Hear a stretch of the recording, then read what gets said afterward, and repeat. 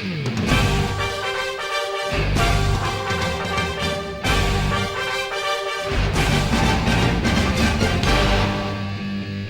morning, or good afternoon, or good evening, where the hell are you listening to this? You're listening to Nerds Talking Sports, the Sports Pod with Dad Bods. This is your host, Jack Knife, alongside your other hosts, Tommy Joe and Zach Daniels. How are you doing tonight, gentlemen? I'm alive. I need a backiotomy. I don't even know what that means. I need a lifeotomy. Have you guys ever seen Half Baked? Tom's seen it multiple times. I think I've only seen it once. I need a lifectomy. That's what I need. Yeah, I feel you on that, man. I was trying to get all my notes together for this episode, and Wi-Fi wasn't working. The kids going crazy. The garage door has been a hit or miss lately. It's fun, a lot of fun going on. It's parenthood, man. It's parenthood, man. But you do it all over again. You are doing it all over again. Yeah, you don't have to remind me, buddy. Just remind Jack when he's going through it. Oh, believe me, he'll be asking me questions, I'm sure. Oh, I believe it. And I'm your guru. Yeah, and I'm here to remind you, the listeners, that this episode is brought to you by Recoil Garage, your local diesel fleet and performance specialist right here in Howell, New Jersey.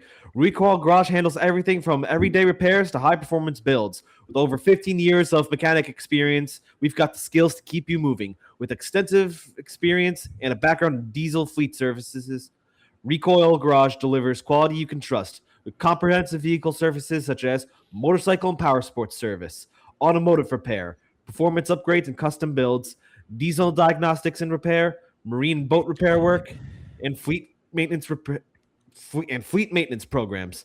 Whether it's your weekend toy or your daily driver, we treat every vehicle like our own. Support the brand with Recoil Garage merch available too, with t-shirts, hoodies, and sticker packs straight from the online store. Visit recoilgarage.com. That's recoilgarage.com to book your service today. All right. Yeah. Made it through. Yeah. I mean, this episode, we're not going to be talking too many current events. I mean, all I can say is I'm enjoying the Stanley Cup playoffs. I know, Zach, are you fully a Flyers fan now, or? Yes. Good. Yes, I am. So good. I need someone to argue hockey with on this podcast. Well, let's slow your roll here, but yeah, I am enjoying the fact that the Flyers are playing well, considering the Phillies are not. So it is what it is. I mean, I do enjoy watching the Penguins get they still need to the Flyers still need to win 2 more games, but I do enjoy watching the Penguins lose. And I mean, to make up for Mikal Bridges, not calling a timeout on that in game 2. I hear but yeah, I think. But anyway, Zach, I'll turn the floor to you because this is your episode today. Yes, it is. All right. So, if anyone's reading the title of this episode, it's called Holy Psyop because I love Psyops. No, I don't actually love Psyops, and you shouldn't either. But today we're going to talk about conspiracies in sports because there's tons of them. Wait. Time. Pause. I'll be right back. Hold on. Okay. Tom, were you laughing at me like? No. Just keep going. I'll be right back. Do I keep talking? I guess so. You like Psyops? I'll wait until he comes back. I hear something going on back there. No, he's got a Psyops? tinfoil hat.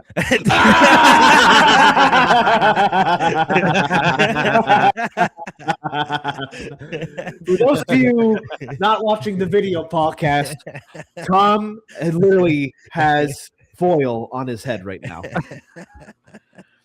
I mean, that's phenomenal. So, conspiracies are everywhere in the world. Some seem legitimate. Some are just flat out outlandish. Flat Earth theory. Not a thing, but you know what? There are people who believe in it. They got millions of fans around the globe. Yeah. Socialism. A lot of people like it. Doesn't seem like it works anywhere, but there's a lot of people who believe in it. Hey, go for it. Believe in it. But there's always questions. And the reason I'm bringing this up is because recently, the NFL draft is in a couple days, you guys, just in case anyone even knows. The NFL draft is in a couple days, but all anyone in the NFL media has talked about for like the past 2 to 3 months, outside of like free agency and trades, is AJ Brown potentially getting traded from the Eagles and most likely going to the Patriots. And B, after that was being reported on by a certain reporter named Diana Rossini, Diana Rossini gets caught by a private investigator. Like pictures were taken of her and Mike Vrabel, the head coach of the New England Patriots, at a private luxury resort in Sedona, Arizona. Which is kind of fun to say, actually. They're like, and it's not just, an inside reporter just hanging out and being friendly with coaches. Apparently, that's a very real thing. People can be friends. A luxury resort, private room by a pool. They're holding hands and hugging. Just not a good look. Just not a good look. So immediately everyone thought they were banging. Understandably so. Both had contradicting statements where I think Vrabel said this is just nonsense, and Diana Rossini said that there was 6 other people there with them. And there is no evidence of that being true. So The Athletic, who she worked for, opened up an investigation to Diana Rossini, see if she broke moral code or ethical code or whatever. And then she resigned several days later, stating that it's all categorically false and all the widespread hate and ridicule I've received is unfounded. But like, you quit in the middle of the investigation, so now you just look extra guilty.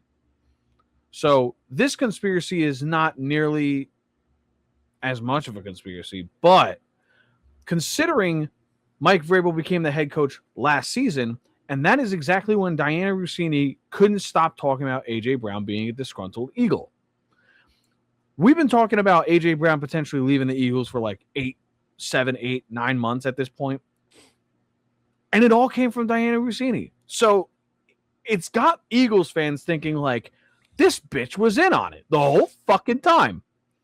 So we're going to go through 5 major events in sports history that have conspiracies surrounding them for whatever reason. And you guys are going to rank them on a scale from 1 to 5. All right. And the way you're going to rank them, or not rank them. No, you know what? Yeah, let's rank them. Let's rank them from 1 to 5. Which one you think is the craziest and which one you think is the most believable. Okay. Okay. You guys okay with doing that? We're ready with that? Because I got 5 conspiracies here. All of them really different. And you just have to tell me whether you think it's believable or not believable whatsoever. And we're going to start off with a banger. It's the oldest one on this list. It is the Michael Jordan flu game. Okay?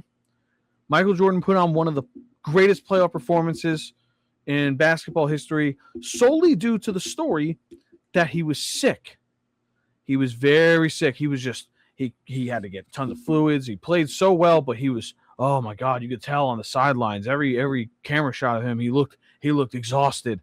And apparently, I think in The Last Dance, which, by the way, I really need to watch. I know my buddies. You've never seen it? My buddies have been telling me I absolutely need to see it. Tom, I'm not surprised you haven't. I'm more like, this is definitely up my alley. I should see it. But I've heard that he said that he was poisoned by a Utah pizza joint. Is that what it was, Jack? Is that what the story was? And like that, you've probably seen it. It's become like somewhat of a meme, like him saying, I ate the whole pizza. And yeah, he ate a whole pizza. So it wasn't necessarily the flu game, they said. It was more so the food poisoning game. Right. I think Space Jam was real. And he had some of that serum. Came out a year earlier.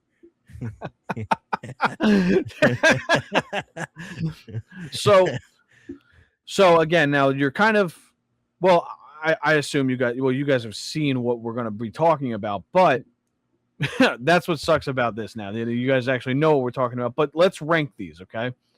Where would you put the Michael Jordan flu game, as they call it, in conspiracy theories? Like, I'd say you should be ranking this based on how crazy you think it is, how plausible you think it is, and how true it is.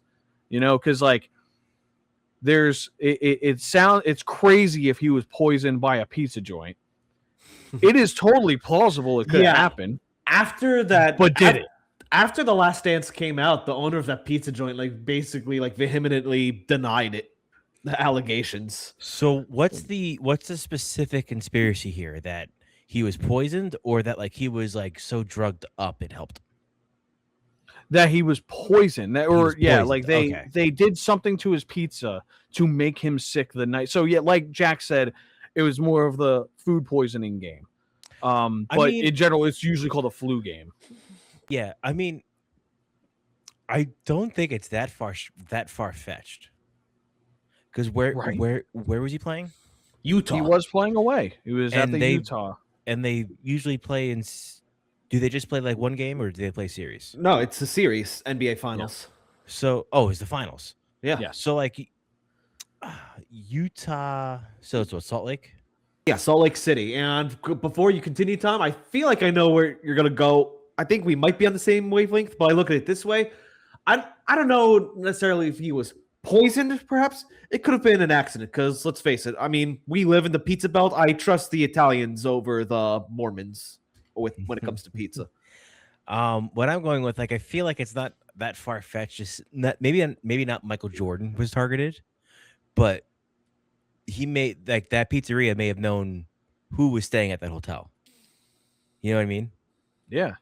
I totally believe that they could have done something. Because what's the worst that happens? They food poison a random person. Yeah, right. Yeah, and what's the worst that happens? I mean, that's just like a roulette board, and you hit the freaking lottery. In that case, you targeted their best player, or you landed on their best player, and guess what? It still wasn't enough to sideline them. Because it's not like it's a major city where they could be staying almost anywhere. Yeah. I feel it's Salt Lake City, it's probably a very select few places that they're going to stay. But that's why I'm wondering if it's because again, no offense to Scottie Pippen, he's a great player, and it would have affected the game also if he was sick. But of course it's Michael Jordan. Of course it's the guy who was the catalyst for all these championship wins in the 90s for the Bulls. Of course it is, So it's I don't know. Where would you guys say? So I'd say one is the. What should we do? So are you going to say one, the conspiracy is most likely? Yes. That's what we'll go with. 5 is the craziest. Yeah. 1 would be the most likely. 5 is the craziest.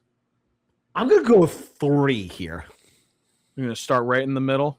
Yeah, because it's not that outlandish to think someone would do that, but there's no indefinable proof that they did. And like I said, I'm not going to go with what I said before. It's Utah, not the New York, New Jersey, Philadelphia areas where pizza's really freaking good. So, I mean, well, I'm gonna say he's from Chicago, but he lived in Chicago. I mean, they have a thing they call pizza, but I wouldn't really. I mean, you could call it pizza, but you have to call it Chicago deep dish pizza. You have to prefix it with that first. And only because my tism is, not letting me forget about this.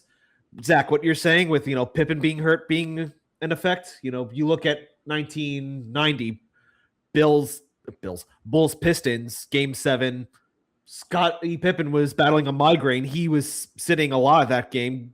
And, that was right before the Bulls dynasty. So the Pistons won that game, got one back-to-back, and then that's when the next year the Bulls took over. So you were on a good wavelength there, Zach. Just pointing that out there. I'm going 3 or 2. Yeah. 3 or 2. I'm sticking with 3. 3? Just because there's a couple other ones that are coming up, and that one is more did he just have a bad pizza, or was it actually a targeted attack? I'm leaning towards bad pizza, but it's not an outlandish concept. It's really it's like I said, it's. Do you think it happened? Is it plausible? And how crazy does it sound? It's just kind of it could totally happen, but also it's just kind of outlandish too. Yeah, so, and I was about to say I'm leaning towards more so an accident, just ate a bad pizza, because I was about to say the stereotype that Mormons are these polite people. If you watch any South Park episode, they're all polite. Hello, Stan. But then I remembered Secret Lives of Mormon Wives. I'm maybe not. So Right. So I'm trying to get some of these other ones up for me right now. But we'll go to the next one that I know Tom knows plenty about is Dale Earnhardt Jr. Oh, do that one winning next? the 2001 Pepsi 400. One of the most emotional wins in the history of the sport. It came just a couple months after Dale Yes, it Earnhardt was Sr. passed away. July. So Good 5 months, basically 4 months. yeah, 5 months after, just shy of 5 months, because it And was July 4th weekend, and Dale died the 18th of February. so of course that's their return to Daytona after Dale died, and this was kind of like you hoped it happened, and then when it did, it was just like the most like ecstatic feeling in the world, and you couldn't help but like feel good about it. Mhm. But he also dominated the race. So at that point, and Dale and both Dale Earnhardt Sr. and Jr. were just monsters on super speedways. So it's kind of like, again, this is another one where it is totally plausible that Jr. just that day fucking had it. Maybe he just fucking had it and his car was on point. He passed inspection afterwards, is what I've read. Mhm. So is it just an emotional win, or was it an engineered outcome that NASCAR maybe told people to throttle down or something? Maybe there was some collective effort. Apparently Jimmy Spencer didn't get that memo, if that's No. true. But Jimmy Spencer was pretty PO'd at the end of that race, and a lot of the NASCAR community kind of shunned him for it. I mean, and Jimmy Spencer was definitely one known to talk his mind. but can I interject here? Sure. I go mean, ahead. I'm gonna say like this is crazy because this is something that's been talked about before. Like, oh, it's too perfect. NASCAR had to have rigged it. But if you look at DEI's statistics past 2001 at restrictor plate races, it's pretty dominant. Because Yeah. because I got the list up right now. February 2001 Daytona, Michael Waltrip, obviously. Talladega, April 2001, Bobby Hamilton. Dale Jr. July, Dale Jr. again at Talladega, and then going into next year, Ward Burton, 2000 at Daytona, Wood button. Jr. again, 2002 at Talladega, Michael Waltrip, Daytona, July 2002. And like this list goes up to like 2003. Like Michael Waltrip started winning once he was on DEI. So, Only at restrictor plate races. yes, But like to your point, Jack, that the 500 that year, it was Michael Waltrip, Dale Jr., Dale Sr. going into turn 4. yeah, Unfortunately, that wasn't what came out of turn 4. But that's what went into turn 4 was it was Dale Jr. Michael Waltrip, Dale Jr., Sr., and then it was Sterling Marlin, Rusty, and Kenny Wallace. yes. And I mean, and DEI was definitely a powerhouse at restrictor plates in the early 2000s. They had stuff figured out with that car. And Tony Erie Jr. and Sr. have both, now, past statute of limitations. I mean, they cheated. They I wouldn't say cheated. They definitely were they found things that weren't quote unquote illegal. If you know what I'm saying. They pushed the envelope, which like every other team was doing. You know what I mean? It's not cheating until there's a rule specifically against that. Once they hammer you for that, that's when you could say, okay, it's cheating. Like they would add more stickers to the roof camera because it would change the drag coefficient. Like there was a lot of stuff that they would do, like small stuff that they would do that you wouldn't even think about. I mean, is it possible? Sure, it's possible that it was maybe not NASCAR had the call. Maybe the drivers were like, but right. Then again, what if like, it was a concerted effort to basically let it happen? But like my biggest thing against NASCAR conspiracies is that like, where's Dale Jr. championship? That's true. You know what I mean? That's very like, true. Where's Danica Patrick's race win? Yeah. Right. Yeah. I mean, it's There was a meme about that with like SpongeBob, showing Patrick all the diapers, and the big one outside was Dale Jr. with no cup championship. I mean, maybe they'd say that it was like if he won a championship, it'd be too like obvious, but I don't know. I don't know, but even like the day Dale died, you look at that, it's like, wow, his final memory alive was watching his two cars go to the finish line with nothing but open racetrack in front of them. So we're going one, the most plausible conspiracy, 5 the craziest. 5 is craziest. We don't really think it happened. Like so, that we it was already happening. went right in the middle, right? Yeah, we went right in the middle with Michael Jordan. So like 5 would be like I think the conspiracy is crazy. Like the thought is crazy. And are we ranking these like amongst the other ones, or are we just amongst the other ones? Okay. Amongst the other ones. I'm gonna make this 4. I'm gonna go 2. Whoa. Like it's definitely like it's possible, but like DEI was just so good, and like you got to think I changed my mind. Give me two. DEI put everything into that car. You know what I mean? Like they had to go back to Daytona. They had to not redeem themselves, but they had to get something. Maybe NASCAR turned the other cheek during inspection. I don't know. No proof of that. Yeah, maybe. I guess I really was, because we chose 3. I was gonna go 2 or 4, but yeah, maybe that car also could have just been. Maybe it wasn't everything else around it, and maybe it genuinely was just Dale himself in a car that was basically not going to be beat that day, and all he had to do was make sure it got around the track. Mm-hmm. Like I still remember the call from Alan Bestwick. Dale Earnhardt Jr. using lessons learned from his father, charges to the front to win the Pepsi 400. Yeah. So, yeah, I guess we'll go with 2 on that one. Now, the next one, we got a couple football ones coming up. All right. Everyone knows it. You've known it. If you've played the games, you think it every year when they announce it. The Madden curse. The John Madden curse for the Madden football franchise. It seems like there's a trend of players having bad seasons or getting injured. So this is more on the voodoo side rather than like actual like rigging. Upper the higher powers intervening. I mean, this one might be higher powers of an actual deity kind. Here, let me run through some of the names here, okay? The first wait. I want to go 4. Sorry. I want to go 4. I Why misread. Do you want to go 4? No, for Dale Jr. I missed 4 like he won. He actually won. Okay. That's why okay. That's what I meant for 4. Yeah, 4. Okay. 4. Sorry, yeah. 4.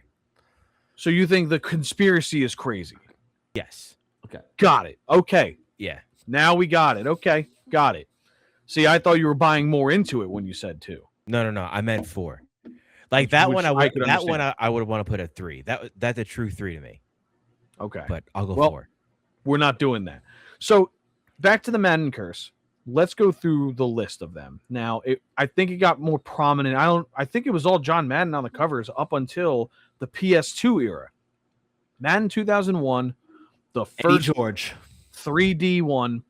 Eddie George, he rushed for 1,509 yards and 14 touchdowns in 2000, the year he appeared on the game, but he had costly fumbles, and the Titans just started falling down the rankings, and he failed to reach 1,000 yards for the first time in his career the following season. Then we go to Dante Culpepper in 2002. Had a phenomenal 2000, and then in 2001, terrible start for the Vikings, and then he broke his ankle. And I don't think he was ever the player again. He got traded to the Miami Dolphins. The dude just was not. He didn't have it anymore. 2003, Marshall Faulk, one of the greatest offensive threats in the history of the sport. He was on the 2003 cover. In 2002, he had an ankle injury, and then the next couple of years never hit 1,000 yards again. And then we go on to Michael Vick. He got injured that year, but also he ended up going to prison. Ray Lewis got injured. Donovan McNabb injured. Sean Alexander had one of the greatest running back seasons in the history of the sport. got injured, was never the same player again. Vince Young, amazing first 1 or 2 seasons. Injured, fell off a cliff. Brett Favre retired, came back. The worst thing that happened to any of them, he went to the Jets. So what's a fun one is Drew Brees was on the Madden 11 cover, and you could argue it wasn't that bad. They did make the playoffs at 7-9. Or no, I'm sorry, they lost to the Seahawks at 7-9.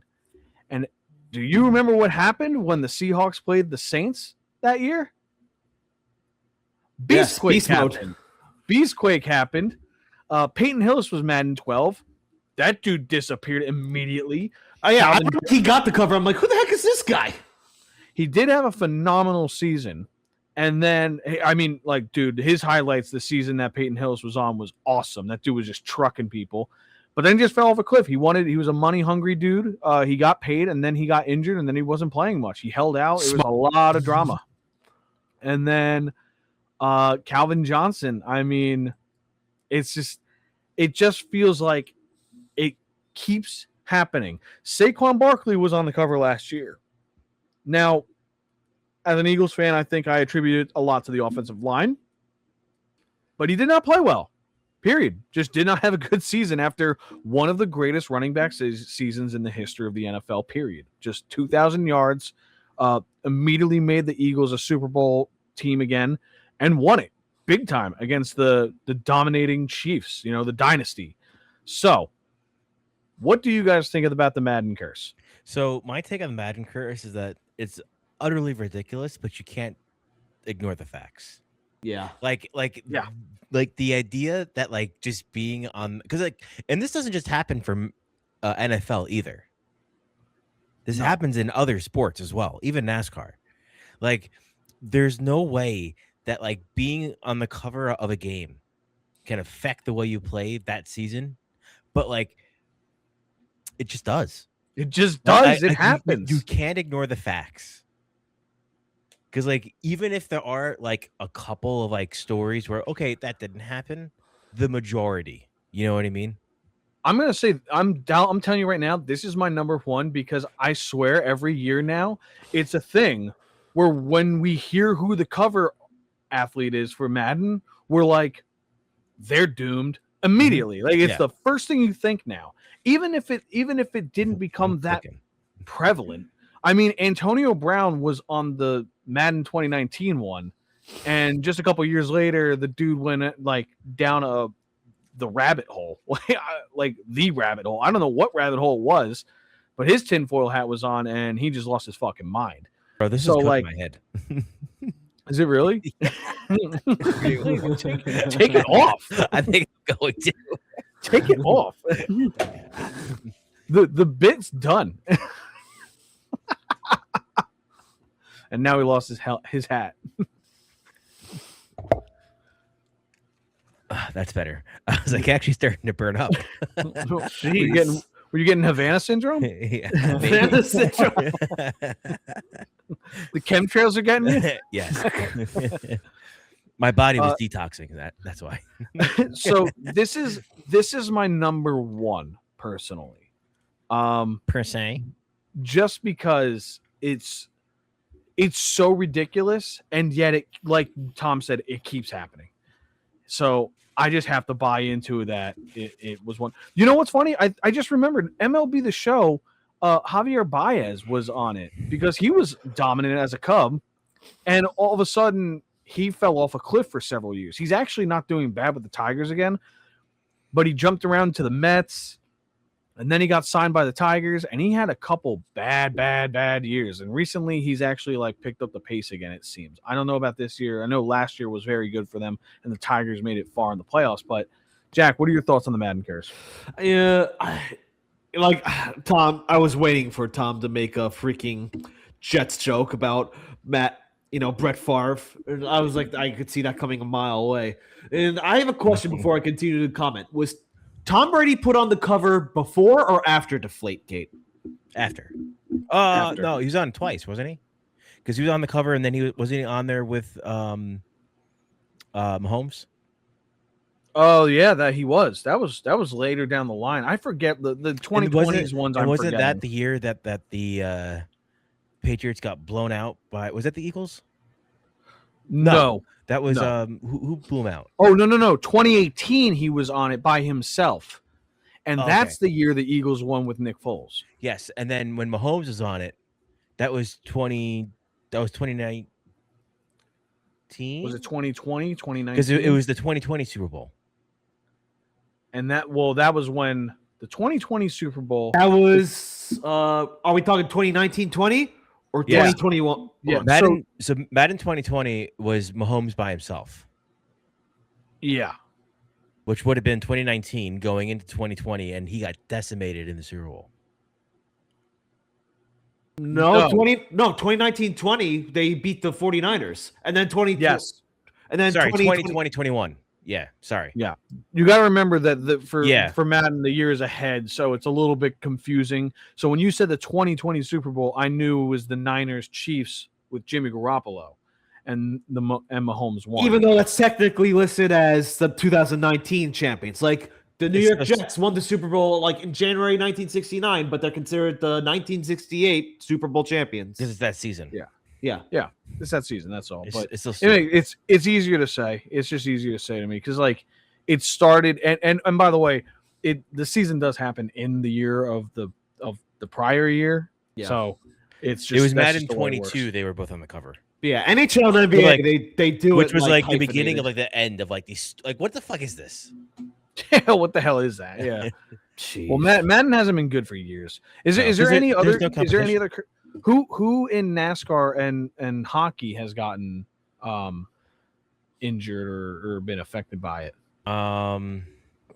As far as hockey goes, the only person I could think of off the top of my head was Patrick Kane. Him and Jonathan Toews were supposed to be on the cover together, lifting the Stanley Cup. I forget which year it was. Then shortly after, SA allegations come out against Patrick Kane, so they remove him from the cover, and then that went nowhere. That's a whole freaking drama thing you should look into, Zach, because it didn't.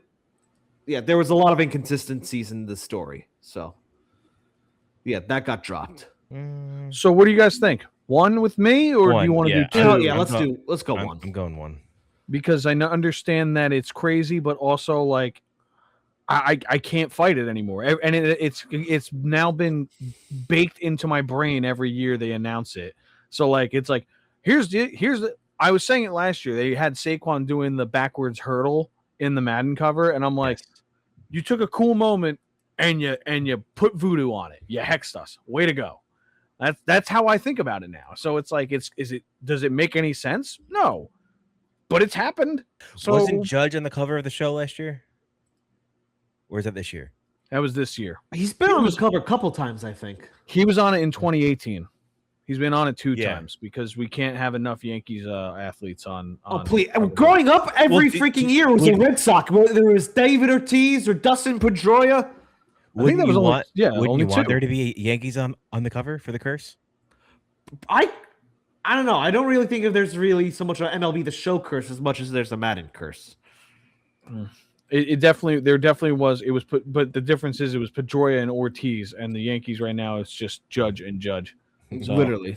If we might as well just put Judge on it next year too. Yeah, because after 2004, when the Red Sox won, like baseball media looks at Boston like, well, if you want to look at it, don't ever do that again. They the Yankees, America lost the World Baseball Classic. Captain America. Captain America. There you go. So, the next one. This I always forget about. The Super Bowl XLVII blackout. Does anyone remember 2012-13? Yes. Yeah, 2012-13. I just know it was the Ravens versus the 49ers. Colin Kaepernick versus Joe Flacco. Phenomenal game. But the Ravens were absolutely dominating at one point. And then the lights went out. Why the lights go out? Well, they didn't pay the bill. Well, apparently also the international stream went out. So it actually wasn't being broadcasted around the world. And I guess the NFL said, whoa, no. We got to stop the game. And there was a 34-minute delay. I remember that. And when they came back to play in the game, the 49ers came back. They started playing very well. And they started they almost rallied and they almost won the game. I personally thank them for doing that if this is real. But was this really a technical difficulty, or was this an audible by the NFL? Because we know that ref ball is really, really rampant. We all think betting has a little bit to do with it. That's its own big umbrella conspiracy. Do you think the NFL made an audible and they shut the lights out for half the arena and said, don't play? Let's get on the same page. Let's try to help him out. Because also Ray Lewis is very adamant on this one. And Ray Lewis was in this game. Honestly, I feel like this is plausible. Especially when I didn't even know the whole international stream thing. But keep this in mind, Zach, Tom. Go back to the XFL. I'm not talking about the revamp that was killed by the pandemic in 2020. I'm talking about the original XFL. So that was a complete disaster.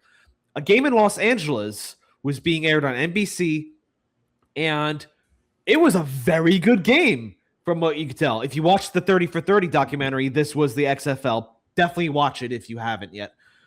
Dude, the problem is a lot of people didn't see it because someone forgot to put gas in the generator, so NBC lost the broadcast, and that was the primetime game.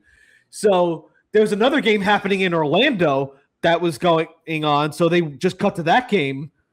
Meanwhile, they're like, and here's the thing. The XFL had to try to do, basically what we're accusing, for lack of a better term, the NFL of doing here. But however, SNL was that night and J-Lo was hosting, and eventually they had to keep going. But so, in the case of the XFL, that was just pure incompetence. Even Vince McMahon said in the documentary, like, we're going through this because someone forgot to fill up a freaking generator. But I could totally picture Roger Goodell, like, I don't think there would be any type of incompetence like that with the NFL. I could totally picture Roger Goodell checking his boxes, but then seeing that going on and then being like, pull the plug right now till we get this fixed. I think so. It seems like the conspiracy is that like there was a fix in. In my personal thought is half the place went out, and sure you can't play with that going on. But it also gave the other team a breather. Yeah, so that killed momentum for the Ravens. It totally kills. Football's a very momentum related game. It is extremely emotional and extremely hard hitting. And you got these guys all now.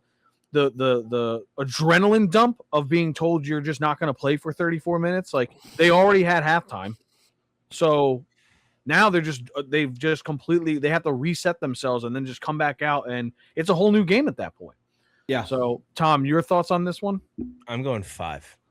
You're 5? Because I feel like it cooled both teams.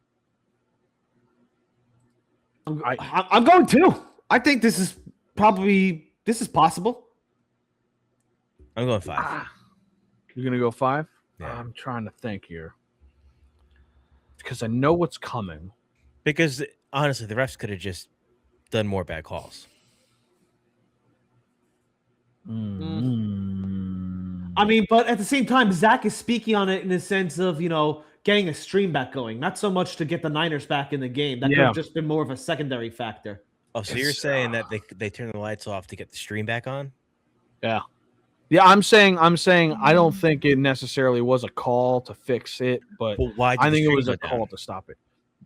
That I couldn't find an answer on that one. Could be the same issue. So was it? So maybe it was an actual technical difficulty. So then it would probably be under 2 at that point if it was real. It probably would be something stupid, like not putting gas in the generator. Yeah.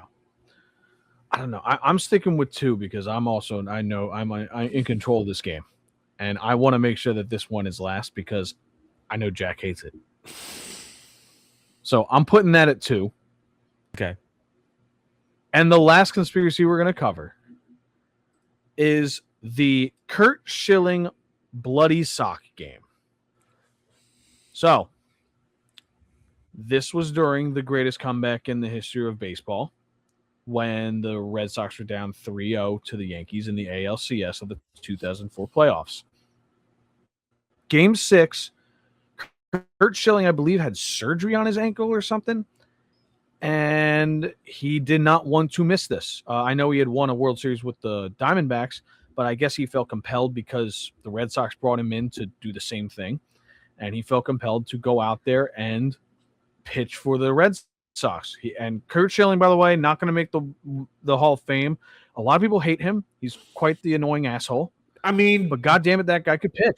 going on play, I think he should be in the Hall of Fame. The same thing could be said about Theo Fleury in the NHL. Yes. Yeah. He's going to be one of those character omissions. So, and if we want to talk about that real quick, I understand it for some people. I don't think it's worth it for Curt, but it's going to happen just because. So he goes out there and pitches 7 innings, gives up only 4 hits, 1 run, has 4 strikeouts. That 1 run came on a solo shot home run. Just a gritty performance. Bronson Arroyo comes in and Keith Folk got the save, and that pushed them to Game 7. And Boston basically had all the momentum in the world. They kind of already did going into Game 6. It just got worse as that game went along because that had Boston on fire, and then they were going to go down the highway to New York, and that's where they crushed them in Game 7. Now, the conspiracy is people believe there are like camera shots that show it's not technically his tendon, though the tendon that was being surgically fixed. A lot of people think maybe it was just fake blood, like someone was faking this one. But then I will say I'm going to ruin this one for you guys. The socks sold for like $92,000 in an auction, and it was confirmed through testing that it was real blood on the sock. So that's why I wanted to leave my 5 open, because I think it's just crazy to hear that a guy has surgery. He goes through surgery, says, I'm going to play. There's all the signs of him just limping onto the field and limping off. And he just goes out there and pitches well, and the sock gets bloody. The camera, of course, is going to pick up on it. I put this at 5 just because it just falls apart easier than any other one on this list. And we could have rearranged all the other ones, but this one I always thought was the true tinfoil hat conspiracy. All right. So now that you're done summarizing it, I got a joke for you, Zach. Knock, knock. Who's there? Go fuck yourself. But no, I have to agree with putting that as like most crazy, because listen, I've played sports, it's very common to, like different times I've wore cleats or whatever, or like even wearing boots, doing like tasks at work. I might have like cut an ankle or something, like, chafed it or something, and it, led to it bleeding or something. So I don't see what they have to gain by making this fake bloody sock. So, right. And I mean, the guy genuinely got surgery. It's the ALCS, and again, the Red Sox were in the middle of that drought. The curse of the Bambino. Well, the end of the drought. I think he felt. Well, like that's what they were working for. They were at that time. It's not over. It's not over until it's over. So at that point, it was a drought, and I think he felt compelled to go out there for Boston and perform, and he did very fucking well.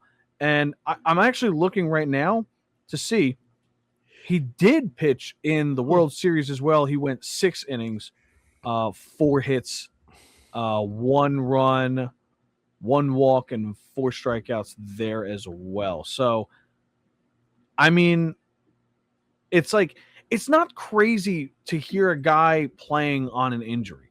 No, that's also why. So why would someone go out there and oh, I'm gonna put red dye on my sock and make it look like I'm bleeding. He has nothing that means nothing. there's no sympathy points. it's almost like, does he know that the TV is zooming in on it? Because when you're out there, you shouldn't be thinking about what the cameras are going to point at. Like you want to dress up and wear something flashy. That's for you. Sure. And like, you want the cameras to catch it. Okay. Yeah, of course. What is the good of going into the dugout and dropping blood on your sock? It's just idiotic to me. So, but Yeah. I saw that and I was like, I can't believe this is a real conspiracy. I didn't know this is a conspiracy. Yeah, that whole series, if there was a thing, an event, a game or series I could stop from happening, like in my top 5 of like most painful sports memories, that's number 1. Like, Tom, what would yours be? Painful sport memories, like the worst sports memory, like one of your favorite teams' losses that hurts the most. I have too many to count. Zach, you think about what yours would be while Tom thinks. I would say a loss that hurt the most would probably be Deflategate. Yeah, that's fair. Because like it wasn't even they didn't even need to fucking deflate the balls in that game. No, we just sucked ass. No, I mean, it's like, it's more like the Patriots, even with all the cheating, probably never needed to cheat. No, exactly. They're always a good team. I don't understand. Or game 5 or 6 of the World Series 2 years ago. The inning, like everything just fell apart. Yeah, that was shocking. Yeah, Zach, what about you? Well, now that we're on the worst sports ones, we can make this a quick segment too before I ask my question. And we get to questions. Worst ones, I can give you one for each sport. Okay, you ready? And they're all pretty recent, to be honest with you. Okay, number one for the Sixers was Kawhi Leonard hitting that 3 to beat the Sixers in the playoffs in Game 7, and the ball bounced basically like 100 feet in the air off the rim and bounced like 2 more times on the rim and then went in. That was like watching. You could feel your body die in slow motion as it happened. The Phillies, oh my God, the 2022 World Series, there's multiple moments, but there's one play where Chas McCormick made a sick jumping catch at the fence in Philadelphia, and then the next game they go to Houston and Yordan Alvarez hits the biggest tank shot in the fucking world, and it basically killed my soul. Football, I don't know, the Eagles have so many. It kind of hurts because as good as they've been throughout the 2000s, they are certifiably the second best team behind the Patriots and maybe the Chiefs too, I guess. But I think it's like those 3 at the top right now. I don't know. I mean, I think that Super Bowl in 2004 when they lost really fucking hurt. I think that was like that would be your most painful sports memory ever for you, in a sense. That probably is number 1. That probably has to be number 1 for me because that was when I was like, oh my God, they might win a Super Bowl. And then they didn't. The Phillies at least won a World Series, and then they won a World Series before, and then they won when I was alive. And then the Sixers, they've never won, but you never really expected much out of them. So that's why that Kawhi Leonard one kind of sucked. But it's just Eagles. That's like Philadelphia embodiment. So, and for racing, the worst one for me was going to Bristol, driving 1,800 miles round trip. No, sorry, 9. I think it was like a little over 1,000 miles round trip just to see Denny Hamlin put on a show, and then get out of the car and say, "I beat your favorite driver." All right. So now I know what all of your answers would be. Like, and you know what mine would be. It would be one thing if the freaking Red Sox it was just like a back and forth series battle. That's just like, okay, we played each other for so long, they finally got us. Just the fact that it was a reverse sweep is what makes it the most painful. But that gives me an idea for a future episode. Like, we do top 5. Don't tell us here. Okay, I won't tell you here. But anyway, put it in the notes. Okay. All right. So my question to you guys after doing all these conspiracies is, what examples do you have? Do you have a conspiracy that rings the like in your mind that I didn't talk about? I mean, I don't know everyone and every sport, so there's conspiracies for everything. So, Jack, why don't you go first? Well, off the top of my head, I could think of how the 2004-05 NHL season didn't happen because there was a lockout. There was threats of some teams even folding, relocation, and then Ovechkin gets drafted to the Capitals. Crosby gets drafted to the Penguins. They were both first overall picks, obviously, and they might have just played their last matchup together this season. And people were saying that those two pretty much saved the league. Well, Crosby pretty much saved hockey in Pittsburgh because it was the second time that franchise threatened to move. And I've said before in this podcast how the NHL seems to favor the Penguins, how they get the benefit of almost every 50-50 call. And, you know, there's the conspiracy that the Penguins were gifted Crosby, the second generational talent they had in franchise history, the other one being Mario Lemieux, to get the asses back into the seats in Pittsburgh, and they got 3 Stanley Cups since then. So anytime a Penguins fan is like, oh, we have more Stanley Cups than the Rangers that we've been around for a shorter time, and I'm like, the NHL gifted you. That's a conspiracy, I believe. Like, the NHL gifted you those Stanley Cups to keep your team from moving twice. that's interesting. So I already have an idea of what Tom's going to say. So I'm going Yankees to let beat the him Red go. Sox. Yay. So, if anyone is watching NASCAR this season, there's a name you keep hearing all season, Tyler Reddick. Now, you might be asking yourself, what does that got to do with anything? So, last year, actually, I think this was 2 years ago, Michael Jordan, Denny Hamlin, and Front Row Motorsports decided to sue NASCAR over the current charter agreement. It was finally settled out of court. It was settled before the final hearing. And you could say that the teams won and NASCAR lost. And Tyler Reddick won the 500. He also won Atlanta. He also won Coda. Yeah. And then we had a break, and Blaney won Phoenix. And then we went to we got a break for a little bit, a couple of weeks. went to Vegas, had another break. Denny Hamlin won, another name in that lawsuit. And then we go to Darlington. Who wins? Tyler Reddick. Mm-hmm. And then we have another break of going back to Martinsville, and you have Chase Elliott winning at Martinsville. And then we have Easter break, and you have Ty Gibbs winning at Bristol Motor Speedway. And then just this past weekend, you have Tyler Reddick again winning at Kansas. I don't think I've ever seen a driver be over 500 the entire season in the first 9 races. I don't think I've seen that. Like, I mean, a team, yeah, you could see a sports team be over 500 for the first 9 games. But for a driver to be over 500 for the first 9 races is unheard of. To win double-digit percent of the races means you're fucking phenomenal. So 50% is dumb. Yeah, dumb. He's won 5 of the 9. So like it's funny because I remember we talked about this weeks ago, like when this all broke and shit. So like, and I'm on record. I'll say it. I've been a Tyler Reddick fan. I think he is a very good driver. That's the reason I got into him. Mm-hmm. Pause. That's the reason I became a fan of him years ago. Like 2-3 years ago. And he won a couple races and he won like 3 races the next year. I'm flip-flopping them. Last year had a down year. No wins.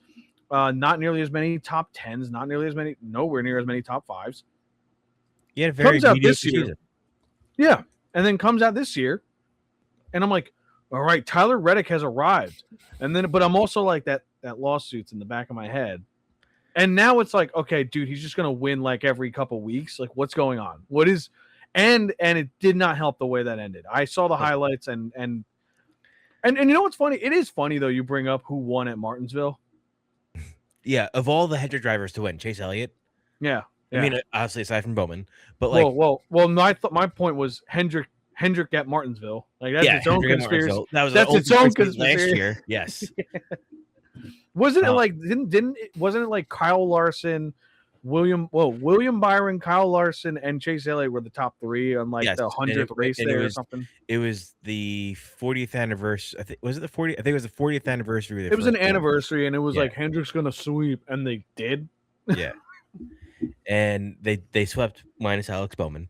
And it's like I don't want to drink the Kool-Aid and be like, oh, it's lawsuit gate. But like at one point, like we're 9 races in and he has 5 wins. It doesn't look like he's slowing down. And like he's winning at tracks that he's good at. He's good on road courses. He's good. I mean, Daytona could have been anyone. Honestly, Daytona could have been anyone. Right. Atlanta It was almost could have Elliott. been anyone.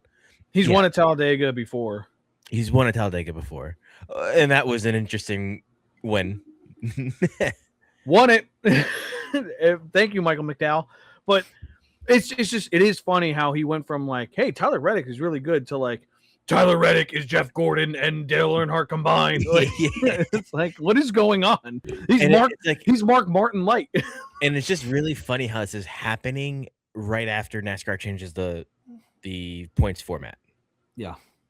Where it went from being winning in to where Tyler Reddick winning all this time. Okay, it's not that big of a deal. Now it's a points long season.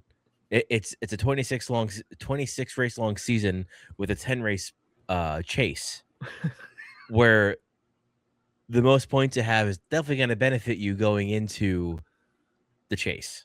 And they're going to be like, well, way to go, guys. Tyler Reddick won 3 months in advance.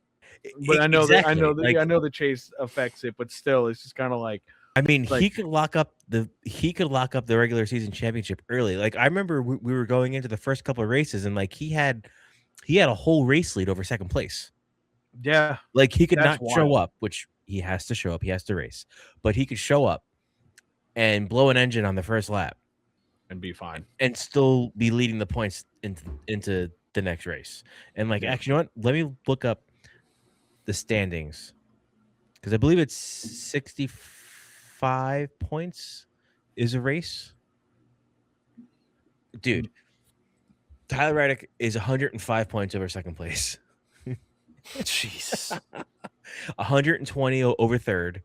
And then it gets kind of tight. 138, 143, 152, and then it jumps to 182, 193, 196, 198, 220. He's just dominating, man. Dude, he is. Yeah.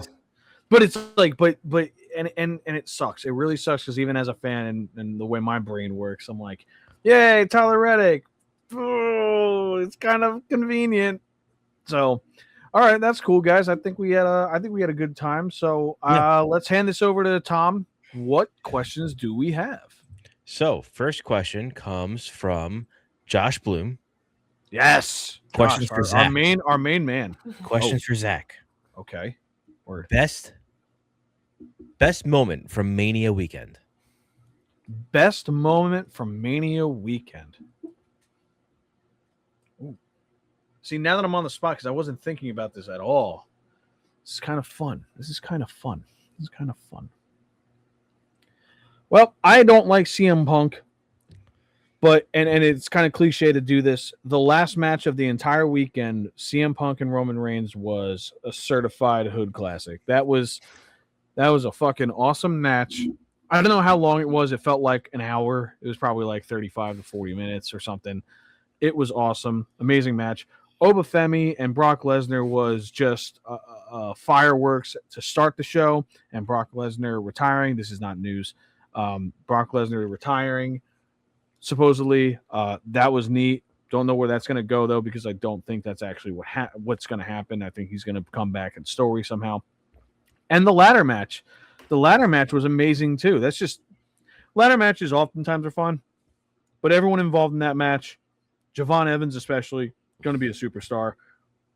Awesome weekend of WrestleMania. Besides day one. Day two really saved day one. Day one was kind of just like a whatever day. It was a lot of good action, but the matches were not WrestleMania hype. Day two was just a banger. just every match hit. So, yeah, no, that's my take on WrestleMania weekend. You guys got to watch WrestleMania matches. That's what I'm gonna make you guys do. We're gonna watch a lot of wrestling in the future. Okay? I'm looking forward to it. Yeah, me too. Yeah. So, All right, next question comes from the big sexy Justin Bickoff. oh boy, oh god. What are your predictions for who will win the first round matchups in the Stanley Cup playoffs? I guess that's the Actually, you said question. 3 questions. I guess that's the question for you, Jack. Yeah. Well, I'm going with the Sabres. I mean, the Sabres are down right now in game 2. You had to see that game 1 between the Sabres and Bruins the other night. That was, you think there were loud pops at WrestleMania? You should have heard the pops from the Sabres crowd after every goal. That is 15 years of frustration built up. That roof, I don't know how that roof is still attached, honestly. That was fucking awesome. But yeah, I'm going with the Sabres that one just because I think, they have a great team. They're a little inexperienced, so I don't think they're going to, I think it's going to be a back and forth battle. I'm going with the Sabres in 7 games. Flyers, Penguins, we talked about before. The Flyers took both games in Pittsburgh. And you know what? Even before then, I was thinking the Flyers were going to pull that off. The other series, I was thinking Tampa Bay would take it over the Montreal Canadiens. The Montreal Canadiens are a bit inexperienced, and Tampa Bay still somewhat in the middle of a core. They still got years left on, Kucherov and whatnot. But last I checked, they're down 2-1 at home against the Montreal Canadiens. Don't get me wrong, the Montreal Canadiens are a young and exciting team.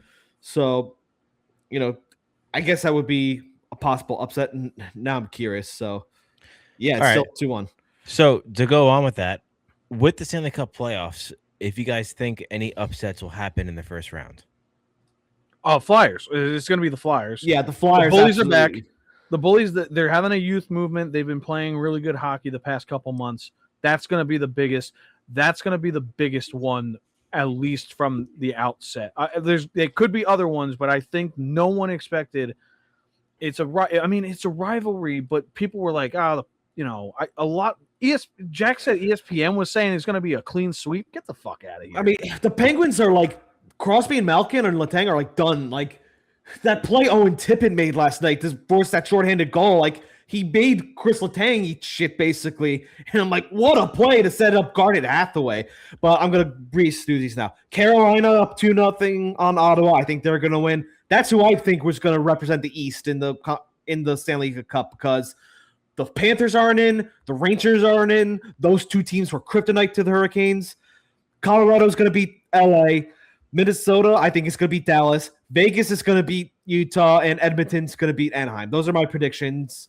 Nice. But yeah, the only upset there in the West is Minnesota. I think whoever wins Minnesota versus Colorado in the second round, I think it's between those teams for the Stanley Cup, and I'm going to go with Colorado. That was a big prediction. Yeah. Yeah. We got one more. How deep of a playoff run do you think both the Knicks and the 76ers will have? 76ers are going to be out. And I honestly feel like the Knicks, they'll peak at the second round, but that's it. I don't see them getting past the Celtics, and they already lost home court advantage last night against the Hawks. I mean, I wanted to touch on this briefly, but I don't know if you saw the end of the game. The Knicks choked a 14 or 15-point lead, and now I'm getting flashbacks to Tyrese Halliburton doing the choke sign again. What the hell? But yeah, they're down. Then they're down by 4 with under 15 or 20 seconds left. They hit a 3, and then the Hawks go to the line for 2 free throws. They missed both. The Knicks have the ball. 6 seconds left. I do not know whether or not they have a timeout. I've heard reports saying that they have a timeout, but they don't call it. And Zach, you're not a Knicks fan, but if you're a Knicks fan, who do you want to have the ball in that moment in time? Brunson, absolutely. If not Brunson, then maybe Cat. If not Cat, then maybe Hart. But Mikal Bridges has the ball, and he doesn't drive to the net. He does a fadeaway 3, and he hits the rim, and we're going to Atlanta Tide. I do like Bridges, but yeah, no, I understand totally. Yeah. Nice. So All right. that wraps it up for questions for this week. Remember, every week that we record on that day, we will post a story on our socials, God willing, with a question for you to ask us. Alternatively, on that same post, that same story post, will be a link to our website where you can leave us a voicemail. All you got to do is click on that link. It takes us to our webpage, nts-podcast.com. Bottom right corner of the screen will be a little microphone icon. You click on that icon, and it will prompt you to leave a voicemail and have your voice heard on the podcast. All right, Jack, let's bring this home. That's right. I've remembered to post it on the story today. Thank you again to Recoil Garage for sponsoring this episode. Be sure to follow us on Facebook at Nerds Talking Sports and on Twitter and Instagram at N_T_S_podcast. Be sure to subscribe to us on YouTube and wherever you get your podcasts. This is Jackknife along with Zach Daniels and Tommy Joe. Have a wonderful night, everyone. Chupacabra.